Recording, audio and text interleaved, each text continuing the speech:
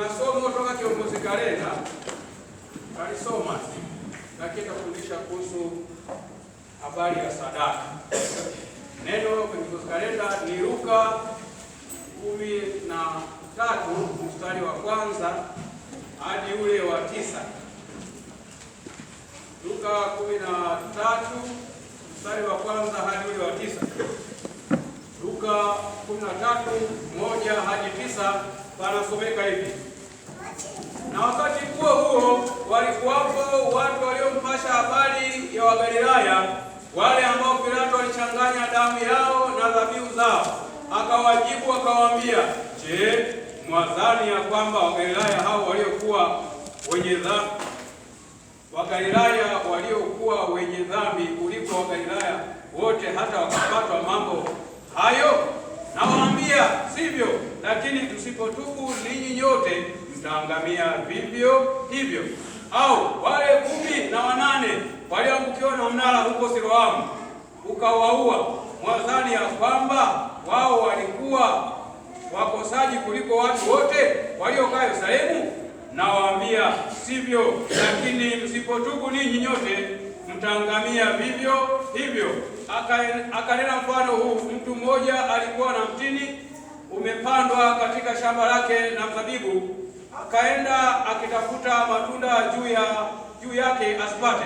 Akamwambia mtunzaji wa shamba la mzabibu, tazama, miaka 3 hii naja nikitafuta matunda juu ya mtini huu nisipate kitu, ukauke, mbona hata nchi unaiharibu? Akajibu akamwambia, Bwana, uache mwaka huu, nao hata niupalilie, niutilie samadi, nao ukizaa matunda baadaye vema, la usipozaa ndipo ukate.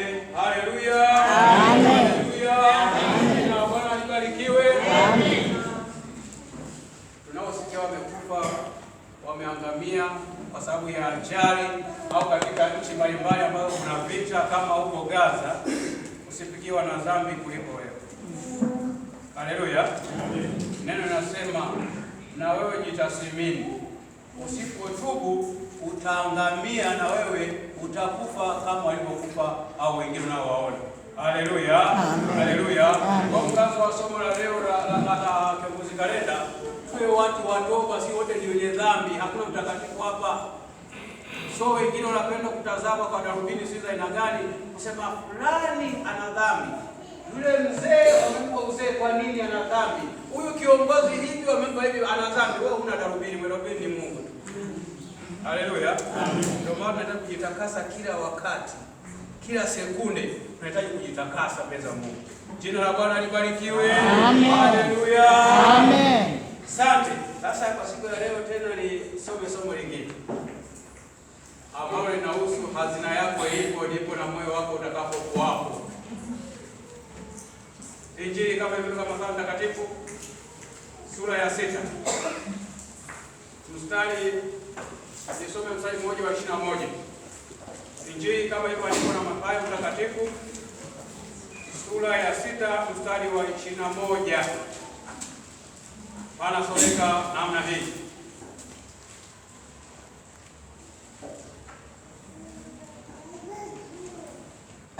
Mathayo Mtakatifu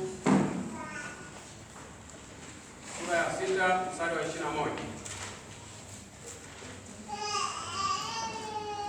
Mahali hapo panasomeka hivi: kwa kuwa hazina yako ilipo ndipo utakapokuwapo na moyo wako. Hazina yako itakapokuwapo ndipo utakapokuwapo na moyo wako. Haleluya, haleluya. Swali la kawaida tu, hivi hazina ni nini? Hazina ni nini?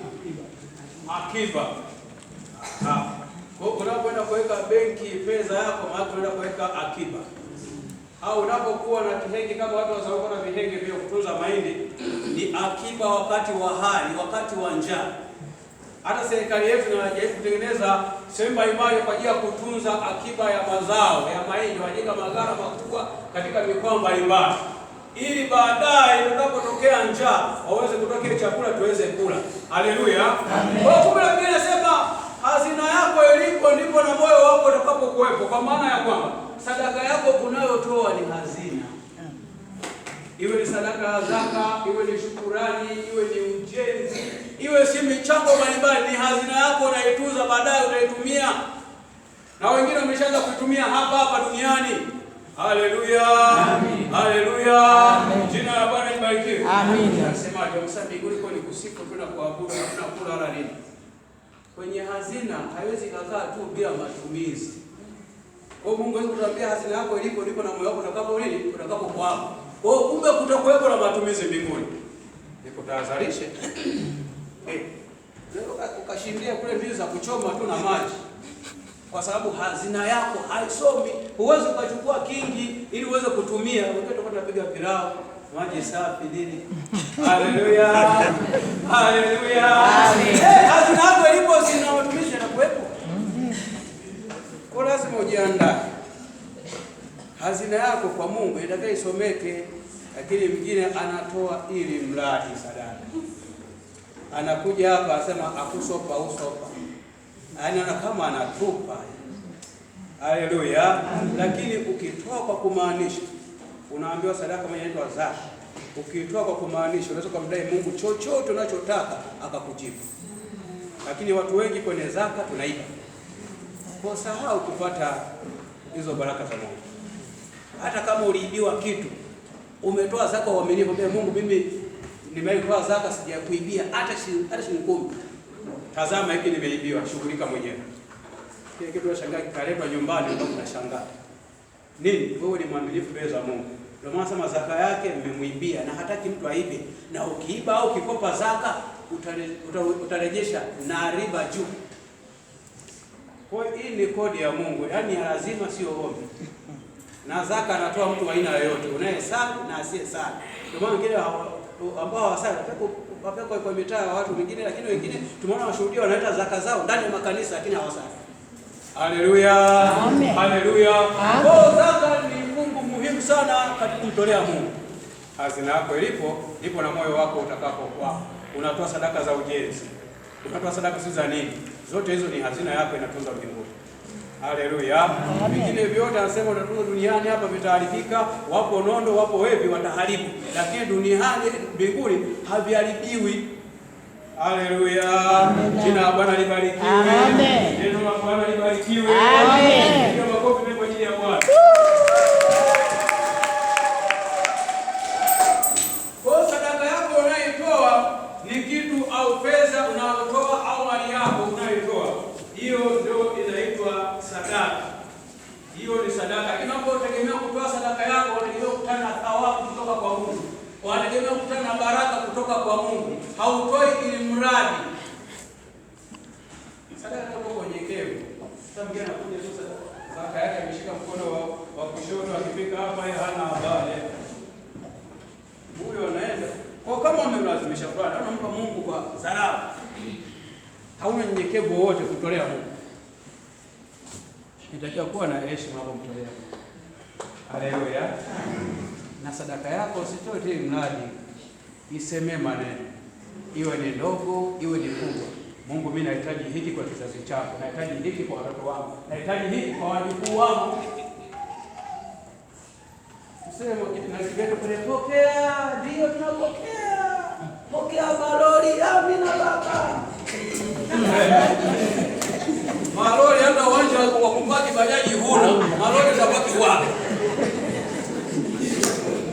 Hayo malori utapeleka wapi? Barabara zinaweza kusumbua hiyo. Kila mtu awe na lori zinapita wapi? Yanapita wapi? Kwa pokea, amina. Mimi niseme hivi, Biblia iko wazi. Haifichi. Imesema maskini wapo na matajiri wapo. Mimi nakuhakikishia, amini hii. Asika tokea mtu akakudanganya. Maskini atakuwepo mpaka Yesu anarudi. Tajiri atakuwepo mpaka Yesu ana nini? Anarudi. Na wewe utapambana wewe na mchicha wako. Utasomesha, utalipa kodi, watoto wataenda chuo mpaka Yesu anarudi. Lakini mwingine anapambana mchicha huo atatoboa. Utashangaa huyu hapa mara viete, mara si vitu gani, mara vitu gani, atakuwa nako, lakini si wote tutakuwa matajiri na sio tutakuwa maskini. Kwa hiyo Mungu hajasema watumishi kama tokea umaskini dhambi, wewe hajasema Biblia. Na kama amesema Biblia, umaskini sio dhambi, ni mapenzi ya Mungu. Haleluya. Amen. Ndio maana nasema wakati mwingine unaposoma katika kitabu cha Walawi, mambo ya Walawi 23:22, anasema hata utakapovuna shamba lako, umevuna mazao yako, mengine ukayasahau, usudi kuyachukua, yuko maskini atapitia mjane na mgane na yatima. Lakini sisi watoto wa siku hizi, kizazi cha leo na sala hata kukua mpaka udongo. Yaani kuokota rage moja moja. Haleluya. Anasema unapoenda kwenye pembe zako hujakuna, acha, wapo wapitaji wanapita, wapo maskini. Kwa alikuwa anamaanisha kusema maskini wapo. Ile usikate tamaa, endelea kufanya kazi. Kama utatoka eneo hilo utatoka, kama utatoka sema asante Mungu upo kwa ajili yako. Haleluya. Amen. Jina la Bwana libarikiwe. Amen. Kwa unapotoa sadaka yako kwa moyo kwa Mungu bila kulazimishwa, Mungu atakukumbuka. Mungu hatakuacha. Mungu ataacha baraka kwako. Ni kama vile Ibrahimu na Sara walikuwa muda mrefu hawajapata watoto kwenye uzee wao. Baadaye wametoa sadaka moja iliyomfurahisha Mungu. Wamepita watumishi wa Mungu pale watatu, akawakaribisha nyumbani mwake. Kumbe amekaribisha malaika pasipo kujua. Akasema, jamani wapendwa, msipite bure, lazima niwaandalie kwanza chakula mle hapa na wewe hapa mtulie. Akaandaa ndama mnono sana kwa ajili ya watu. Walipokula wakafurahi nguvu ya chakula, wakasema, baba, mwakani tarehe kama hizi mkeo atakuwa na mtoto. Sara akaanza kucheka. Wakicheka akaanza kucheka. Sio na uzee huu jamani. Hapana, watu kwa kuchanganyikiwa. Chakula hicho umevimbiwa. Wakasema baba mkeo anacheka, na akasema basi sijacheka. Lakini zile baraka kweli za Mungu zilimrudia baada ya mwaka ule alipopata tarehe kama ile akapata mtoto. Jina la Bwana libarikiwe. Amen.